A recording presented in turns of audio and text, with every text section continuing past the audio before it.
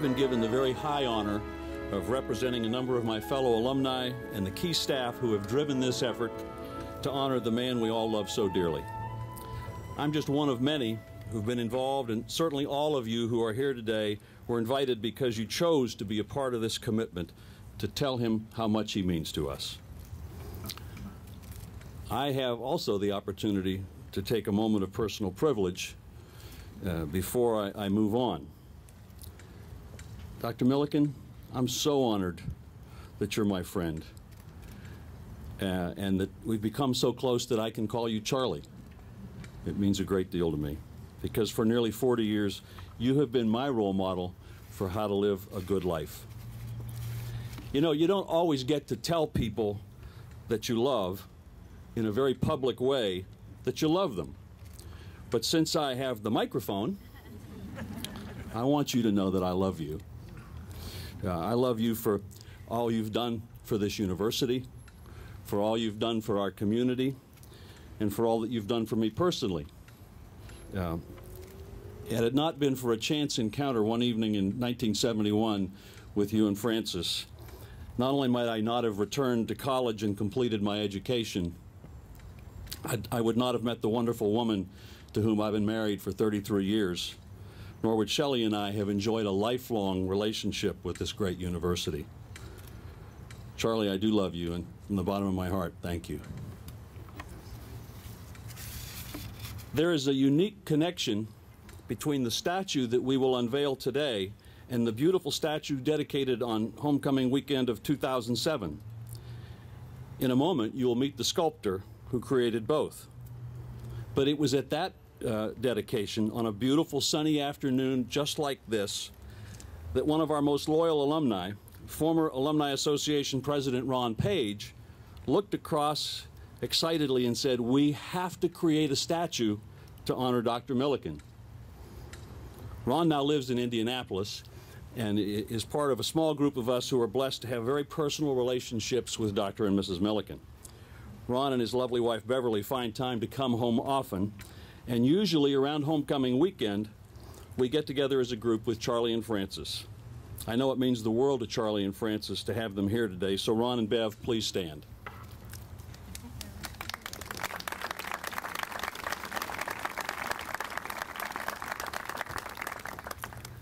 Our group includes my lovely bride, Shelley Kiefer Pinn, of class of 74, Joanne Puglisi, of the class of 73, Debbie Kamansky and Walt Kamansky, class of 71, and Debbie, she just made it in from Chicago, barely got off the airplane, class of 79. Debbie and Joanne helped so much with this committee. Thank you so much. A non-alum who helped with this committee and who's standing right next to Joanne, Charlie Gray, thank you so much for your help in leading this. And we could not have come this far without the guidance and hands-on help of three individuals: UCF Foundation CEO Bob Holmes. Bob? Associate Vice President for Development Kim Manana. There she is. Kimbo, as she would not want me to call her. And the greatest Alumni Association director in America, where's Tom Messina? They really help a great deal.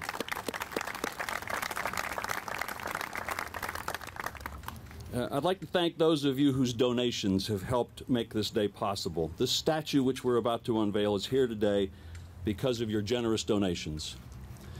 I would also like to ask that there are a number of our founders, I believe, in the audience. If I might ask that you stand so we can recognize you for the generosity that you showed to this community so long ago and helped this university come to reality.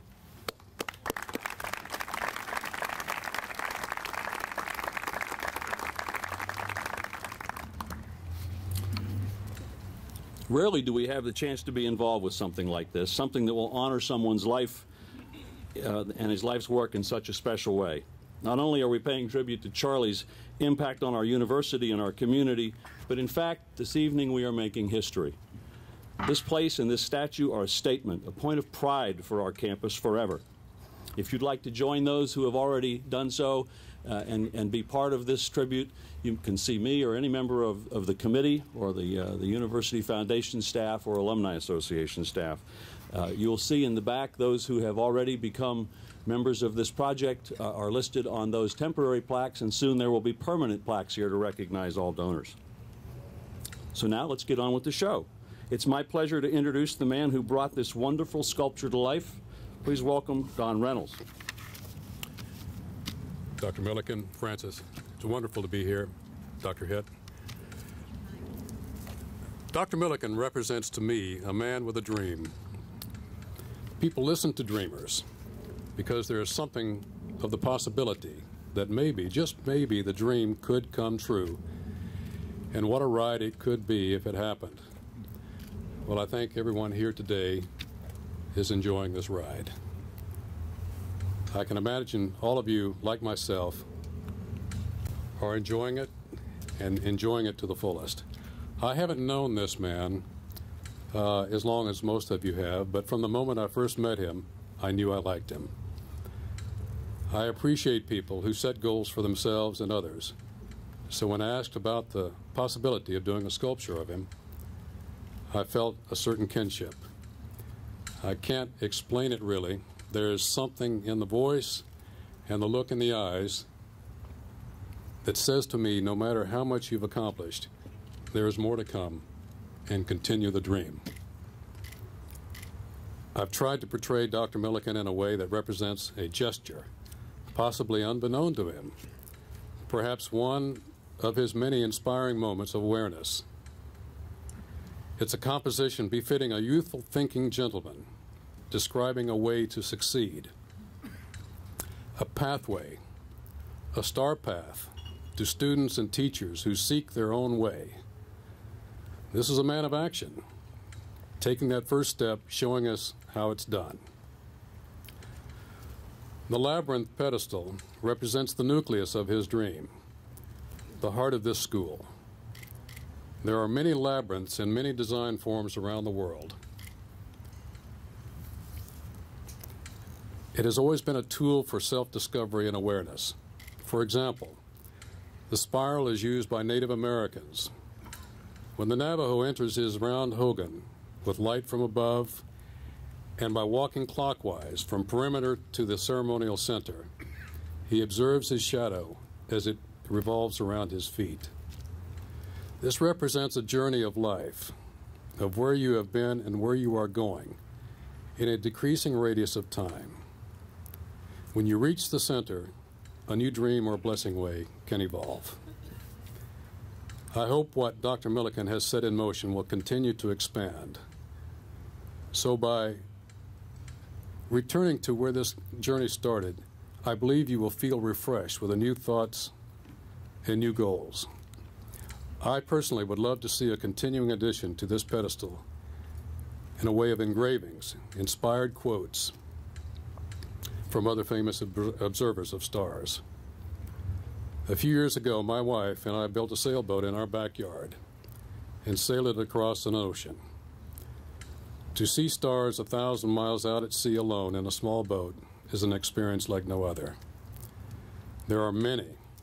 They are brilliant, inspiring, and they are comforting. I like to think of stars like good friends. You may not always see them, but you know they are there. I would certainly like to thank everyone who helped me with this project a success. It has certainly been a wonderful experience, just the kind I like, a dream come true. Thank you. Today we celebrate an esteemed Central Floridian, the founding president of the third largest university in our nation. Seldom does a well-established institution have the chance to thank its founder, so we have an unusual opportunity to thank and to honor President Charles Millican. The late President John F. Kennedy once said that great events in the world cannot possibly be resolved by skeptics or cynics whose horizons are limited by the obvious realities. Kennedy concluded, we need men and women who can dream of things that never were. Dreaming of things that never were was the challenge given to Charles Millican in 1965. As the recently appointed president of a newly established state university, Charlie had a budget of $75,000 and an office above a drugstore in downtown Orlando. Charlie told me that on nights when sleep escaped him, he would drive out to the scrubland and dirt roads of his new campus. Surrounded by 1,200 acres of uninhabited East Orange County, he would sit in his car, gaze at the stars, and dream of the future.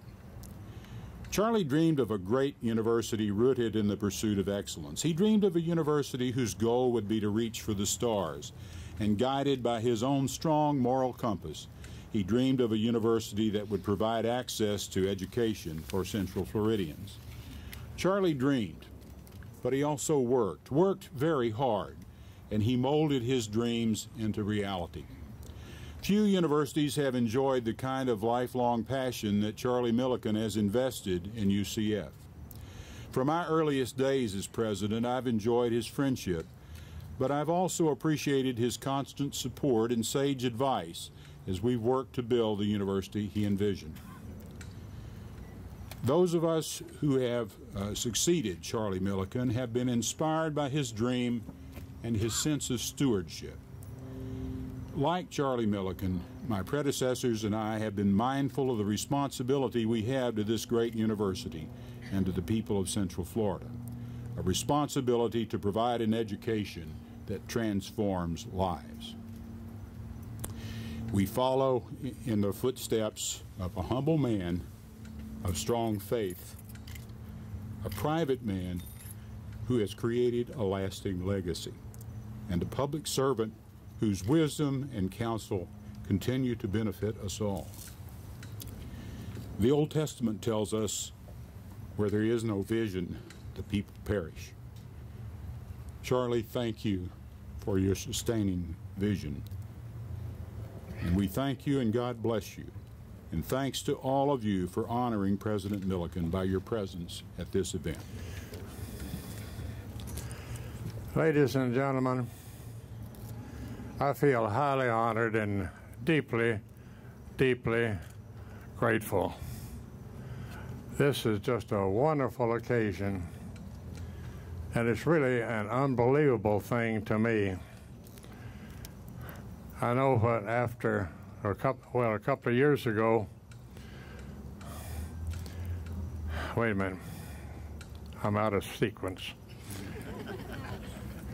A couple of years ago, when Roger mentioned to me, after we saw the statue over by the football stadium, that Ron Page had suggested that they do a statue of me. First, it was unbelievable to me. And then second, I said to Roger, Roger, you guys have lost your mind. And then for 2 or 3 times after that, I talked to Roger, told him I felt this was really not an appropriate time to do this kind of thing. And he kept saying, oh, yes, it is. And so it has turned out to be a marvelous thing for me and for the university. Now let me drop back a little bit and punt.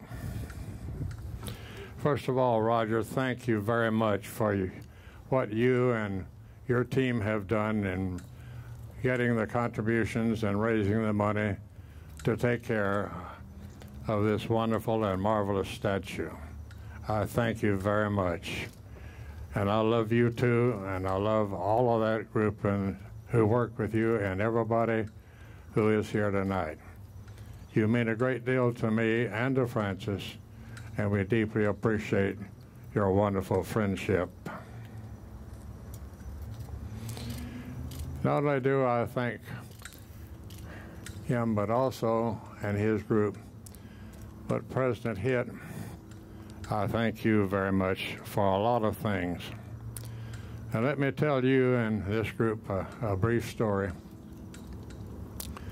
In 1968, we had an orientation session for the charter faculty and staff. And during that staff meeting, I said to the group, I believe this university is being built in a unique place at a unique time in the history of America. And I also believe that this university, being a unique university, one day is going to be one of the leading universities in the nation. A little while after that, visiting with a few of our people, they said, "Charlie, we really appreciate what you said about the future of the university, but," they said, "you're dreaming an impossible dream." Now, 40 years later, let me also tell you that, John Hitt, you have built upon what others of us started in this university, and you have magnified it many, many fold. You not only have taken what we started and built on it, but you have made such a wonderful thing above and beyond that. And I want to say to you that I'm delighted, and I thank you very much for making my impossible dream about this university come to pass. I also want to say that I'm grateful to God for letting me live long enough to see and appreciate what has happened on this campus. It's really, really marvelous. Then I want to say a word of thanks to a group of doctors. First, to Dr. William Bradford, then to Dr. Collins, then to Dr. Murrah, then to Dr. Weinstein and his assistant, Jamie Lynch. For the last several weeks, in fact many weeks, that group of doctors have been working with me diligently in trying to help me get my physical condition in good enough shape to be here tonight. Gentlemen, I thank you. We made it.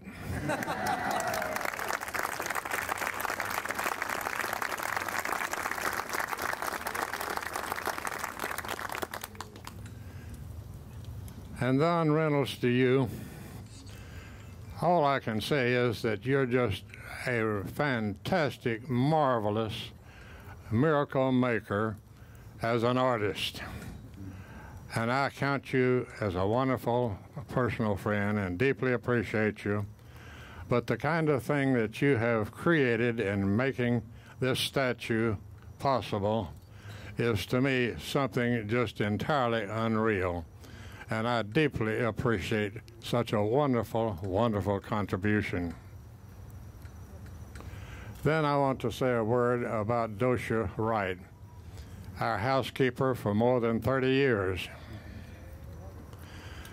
It's through the devotion of Dosha that Francis and I are able to maintain many of the normal things that we try to do in our life. Thank you, Dosha. And then for Frances, my lovely, lovely wife. Frances, thank you for the sacrifices that you have made over the years, for your hard work and your devotion. I know that a number of the major things that have happened in my career, you are majorly responsible for them having taken place, and so I thank you. It's really been a fantastic journey with Francis for more than 64 years, and I am so grateful to you, Francis, that it's difficult to find the right kind of words to say. Now back to the statue for a moment or two. Don, I think you know that after Roger mentioned that Ron Page had suggested a statue of me, I visited with Roger 2 or 3 times, and I kept saying, "Roger, I don't think this is an appropriate time to do anything like a statue, and especially of me. That's just unbelievable." And he kept talking to me and trying to convince me otherwise. And it really wasn't until several months ago when Don brought Francis and me out to this site, and describe for us what he had in mind in doing this labyrinth and this statue of me. And he said, Charlie, this is, yes, it's going to be a statue of you, but it's also going to be a statue with a message. And that message is to everybody who sees it to reach for the stars. After Don told me that, I relaxed, and I was not concerned anymore about doing the statue. But this statue is a twofold thing. One, it's an honor to me, which I deeply appreciate, and I still can't quite believe it. It seems to me I'll wake up and find out this has been another dream, but a different kind. But this statue says something very simple, and that is to all of us to reach for the stars. When I was an undergraduate student at Union University quite a number of years ago, I heard a speaker recite the following poem. Dream on, young man, young woman, of things that are fair. Dream on of castles you've built in air. Dream on, for often dreams come true. The power to make them lies in you. I didn't realize the full significance of that poem until much later in my life, but I have not forgotten it now, almost 70 years ago. Dream on, for often dreams come true. The power to make them lies in you. It's going to take sacrifices, hard work, and determination that you're going to reach your goal for that kind of philosophy to work. But it works. And if you will simply dedicate yourself to reaching for the stars, one day you might be surprised and find that you have caught hold of a star too. And what a wonderful, wonderful experience it is. Ladies and gentlemen, I thank all of you more than I can possibly say. And I thank you for your love, for your friendship, and for the immeasurable contribution that all of you have made to Francis' life and to my life. Thank you, and good night.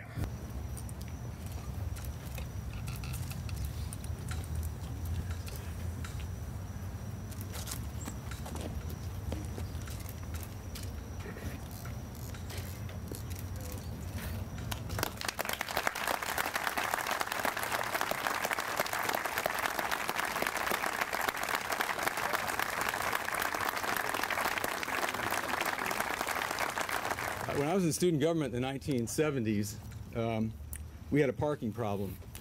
Of course, none of you are aware of that, right? And a way to keep the issue top of mind, once a quarter or so, I would pull my car up and I would park in Charlie's parking spot. Once a month, once a quarter, depending on when it moved me, just to keep the issue top of mind. And soon I would receive that call from Millie Kennedy, who would say, Rick, Dr. Millican would like to speak with you. Do you have a moment? And then that melodious southern measured ministerial voice would come on the phone and say, Rick, your car's parked incorrectly. I would retrieve my car, but deep down I know he wanted to tow it, but he was just too much of a gentleman for doing it. But from that, a friendship is formed that has lasted over 40 years.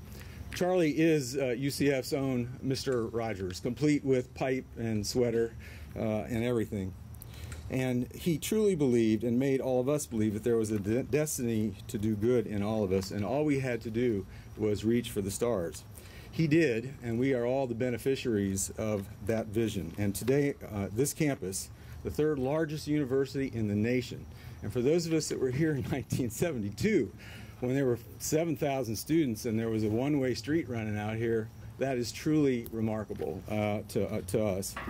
But we are still operating, for those of you that were here then, on the master plan platform that was envisioned at that time. This is still, we're still working it.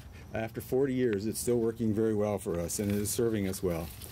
Now, in fairness, Charlie had a leg up, which helped him, which was Francis, of course. That was a partnership, I think, that paved the way for this fledgling university to get on its feet, define its values, and launch itself into history. And today, the statute that's been dedicated is so that future generations will know something of the hard work. I love you too. And to remind us of the work that we still have to do for this university to continue to take and reach for the stars. It's been said that an honorable man does what he must with a perfect and simple dignity. So thank you, Charles and Francis, for taking those difficult and defining first steps for our alma mater with a perfect and simple dignity. It's been a privilege and an honor to be part of it, and it's been a hell of a half century. So on behalf of the Board of Trustees and for all of us, congratulations and Godspeed.